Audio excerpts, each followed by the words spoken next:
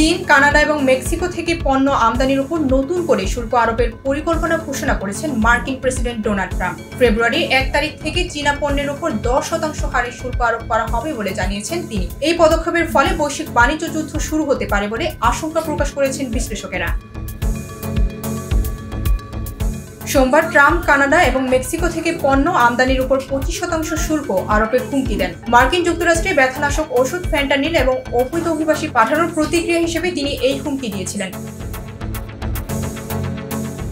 মঙ্গলবার হোয়াইট হাউসে ট্রাম্প বলেন, ফেন্টানিল পাচারে চীনের ভূমিকার কারণে দেশটির ওপর 10% শুল্ক আরোপ করা হবে। তার অভিযোগ, চীন থেকে কানাডা এবং মেক্সিকো হয়ে মার্কিন যুক্তরাষ্ট্রে ফেন্টানিল পাচার হচ্ছে। আমরা চীনের ওপর 10% শুল্ক আরোপের কথা বলছি, কারণ তারা মেক্সিকো এবং কানাডায় ফেন্টানিল পাঠাচ্ছে, বলেন ট্রাম্প।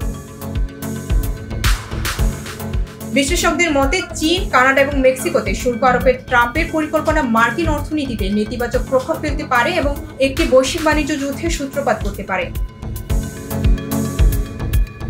নিউ ইয়র্ক টাইমসের এক প্রতিবেদনে বলা হয়েছে, ট্রাম্প তার প্রথম মেয়াদে কানাডা এবং মেক্সিকোর সঙ্গে নতুন বাণিজ্য চুক্তি এবং মার্কিন কৃষকদের স্বার্থে চীনের সঙ্গে একটি চুক্তি করেছিলেন। তবে দ্বিতীয় মেয়াদে উভয় চুক্তি পুনর্বিবেচনার ইঙ্গিত দিয়েছেন তিনি।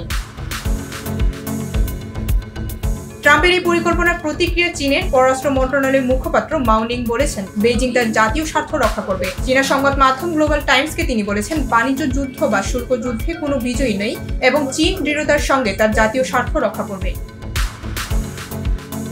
ডেস্ক রিপোর্ট, ভোরের পাতা।